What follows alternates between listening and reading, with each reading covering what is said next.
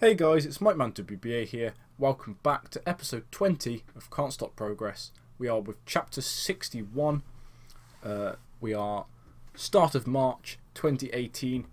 About to start our new 1 hour little TV show, Freedom's Road. That's going to be starting very soon. This is probably the last chapter before we start that show. We have enough money in the bank now that it warrants doing it and getting a small deal for it, just to kind of build up some of the smaller talent, some of the people that don't get to be used, that we want to bring up, like maybe some of the younger guys, people like Jack Sexsmith, Roy Johnson, that don't tend to get as much match time as they should, just because of how big the roster is at the moment.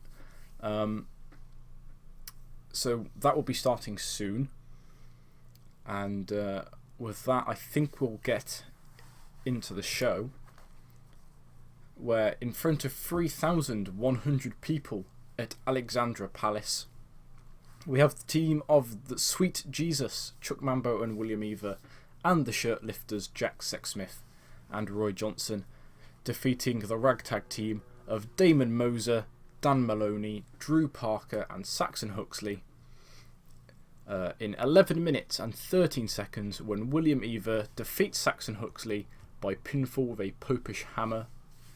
Unfortunately, Mambo and Moser were off their game, but some fairly standard performances there by everybody. Mid-30s, well, 30s all the way round. Dan Maloney slightly below with a 28 and Huxley with a 41. So not the best match, but not that we were expecting much more. William Ever a little bit disappointing, considering he's actually, I believe, a mid-carder and everybody else is lower mid or lower. But 30-60 minus pre-show match with Roy Johnson improving his rumble skills is not too shabby. Now after that we get, as always, to Jim Smallman opening the show and welcoming the crowd, and also introducing the brand new colour commentator for Progress, and I'm not sure how to say his name. Is it on here somewhere? It doesn't actually say on there. But our new announcer is Chael Sonnen. I believe that's how you call it. I believe former MMA fighter turned announcer and colour commentator. I believe he's done work for Global Force before. And he's a good announcer and colour commentator. He became available, and I'll be honest, I was getting a little annoyed at the likes of whenever someone like Will Ospreay or Zack Sabre Jr. put on a really good match, and then you just get that negative for the announcing and the colour commentary. So RJ Singh is gone, Sonnen is in, and starting with this show he will be our new colour commentator. Glenn Joseph still on announcing duty for now, but we may replace him soon.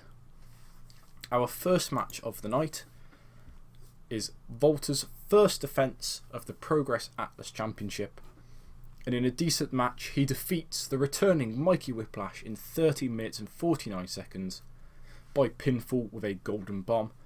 Walter makes defence number 1 of his Progress Atlas Championship title. Whiplash got himself a 50 and Walter got a 45 in-ring performance. Both of them actually improving their performance skills as well, which is nice to see. And a 48 D+ match starts us off. Following that, we have a tag team match where the London Riots defeat the Origin in 13 minutes and 42 seconds when Rob Lynch defeats Zach Gibson by pinfall following the district line. Gibson carrying the match in terms of his in-ring performance. Rob Lynch getting a 45, James Davis getting a 41, Zach Gibson getting a 65, Nathan Cruz a 42. Unfortunately, James Davis off his game a little bit there.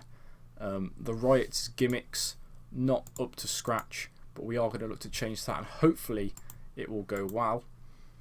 James Davis's gimmick is still below average, and Rob Lynch's is above average, which is nice.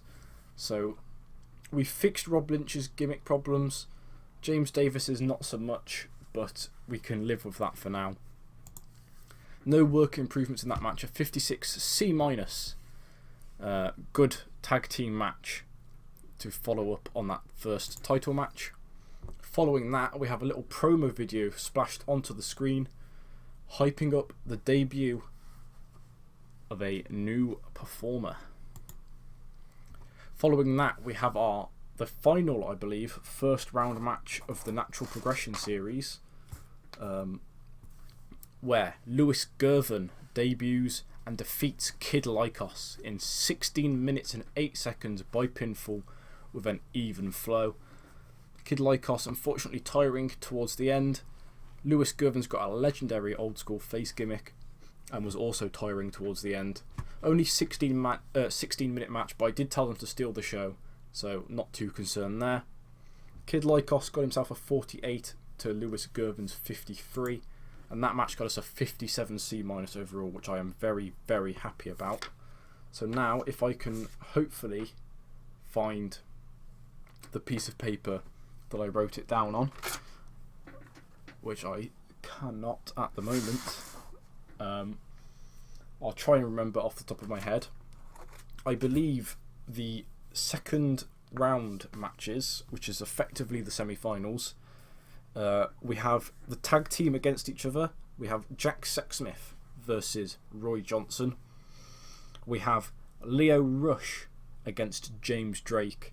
And we have Lewis Gervin. He's defeated Kid Lycos. Will he be able to beat Chris Brooks in the second round? You'll have to wait and see. But so 3 next round matches leading us up to a triple threat final. And unfortunately, Kid Lycos out of the Natural Progression series in a very, very good match.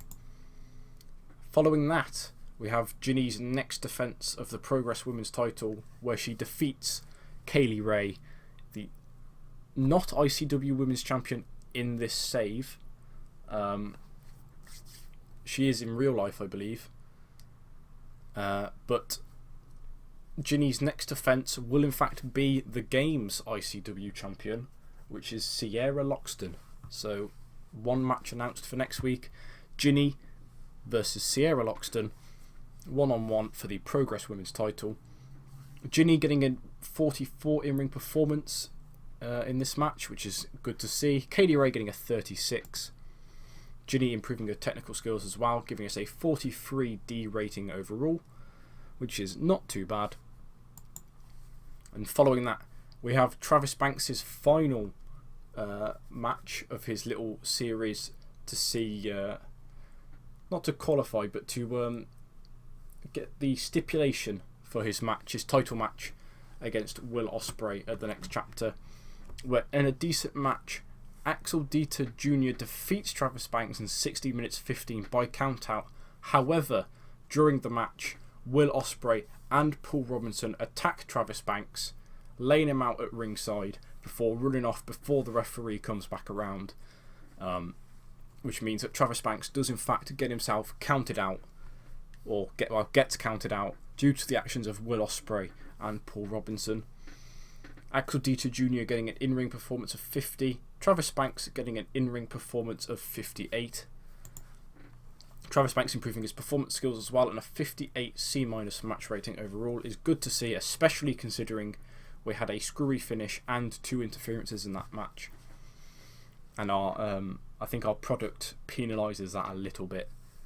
But following that, Travis Banks gets a microphone. He cuts a promo about the Swords of Essex, how they have to have the 2 of them to take out Travis Banks in this match, because he is better than everybody else and he is better than Will Ospreay, and that they are scared that Travis Banks will be taking the title from Ospreay. And following that, Jim Smallman takes the microphone back and he announces that even though Travis Banks didn't win all 3 of his matches, so him winning the 2 matches would make it a standard 1-on-1 match, Jim Smallman announces that it's not going to be a standard 1-on-1, because Travis Banks, the only reason he didn't win was because of the interference from the Swords of Essex. He's not going to let Travis Banks choose the stipulation, but Jim announces that their match, Travis Banks versus Will Ospreay at Chapter 62, will be a ladder match for the Progress Wrestling title. And Will Ospreay does not look happy about that. After that match, we have a fatal 4-way. Mark Haskins versus Morgan Webster versus Ricochet versus Shane Strickland.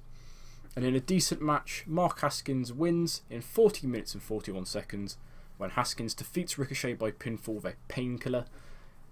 Ricochet head and shoulders above everyone else in that match, even though he seemed off his game, which goes to show how good Ricochet is at the moment.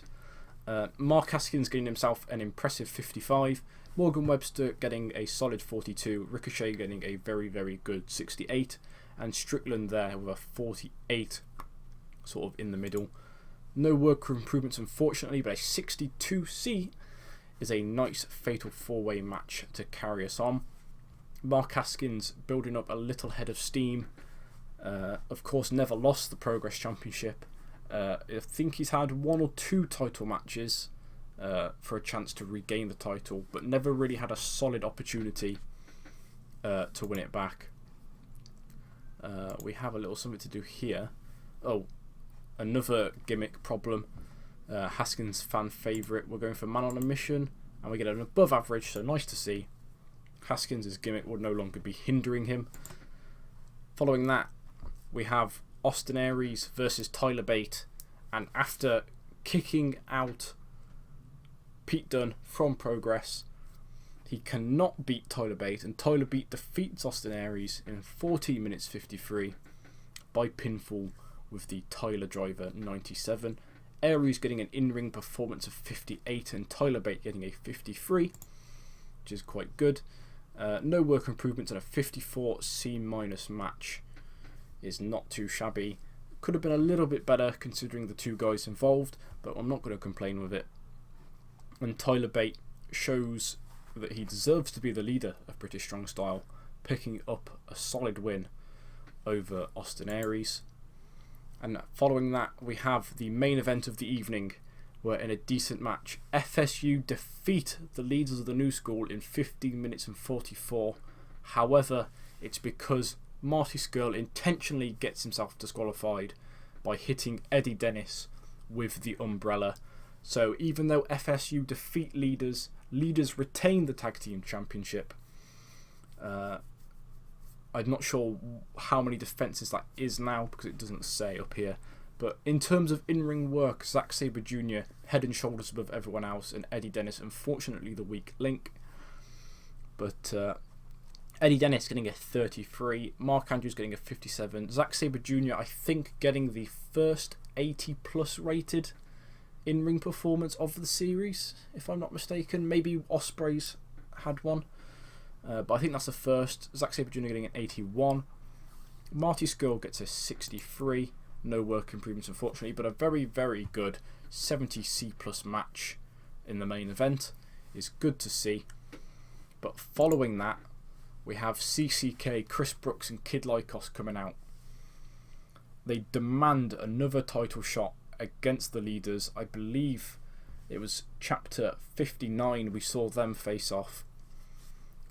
Marty Scurll just getting the victory by submission over Chris Brooks, but they're demanding a rematch. Leaders just beat them in the first match. They had a couple of little niggling injuries which are fine now.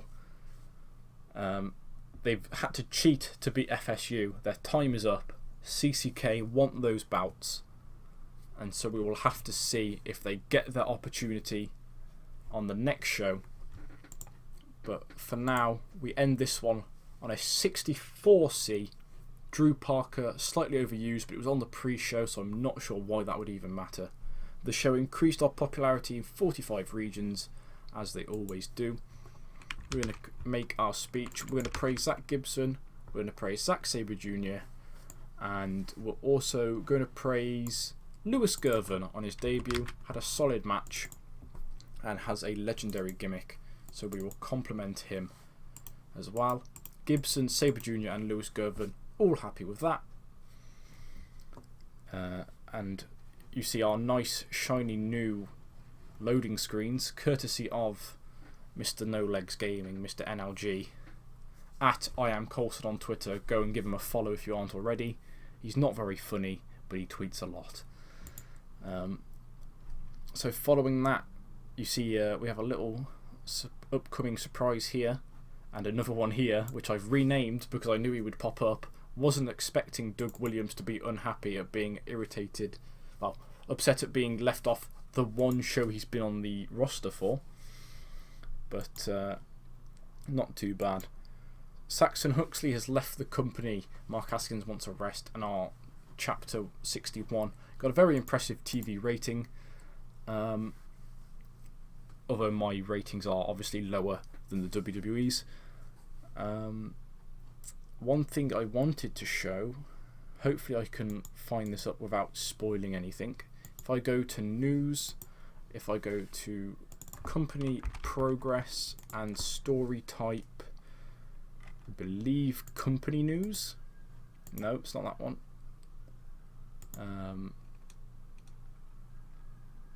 I'll just leave it for any type at the moment. Oh, it is spoiling it. Nobody look. In fact, it's not even on here actually. It doesn't say. But you see there a couple of people that we've signed. Might cut that bit out. Or block it or something if I remember. But basically...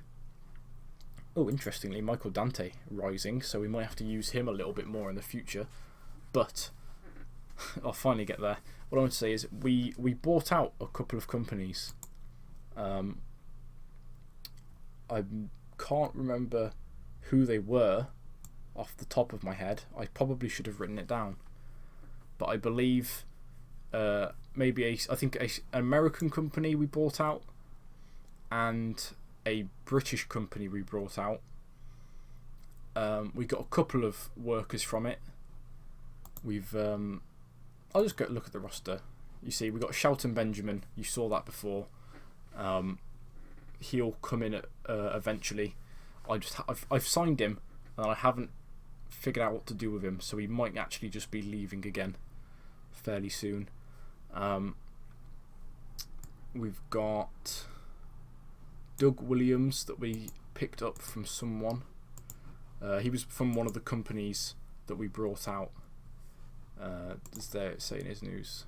NGW, that was it. I believe we've bought NGW. Yeah. So we've brought NGW. We've got a bit of their popularity in certain regions. I think we were already bigger than them anyway, but he was the only person we brought in from NGW. We've got Dave Christ is here as well. I'm going to look to try and bring in his brother as well. They'll have a couple of matches. We've got him from IWA Mid-South. That's who we brought out as well. So we brought out those two companies. We've got another little surprise. I think you saw it before. I think he's down as surprise.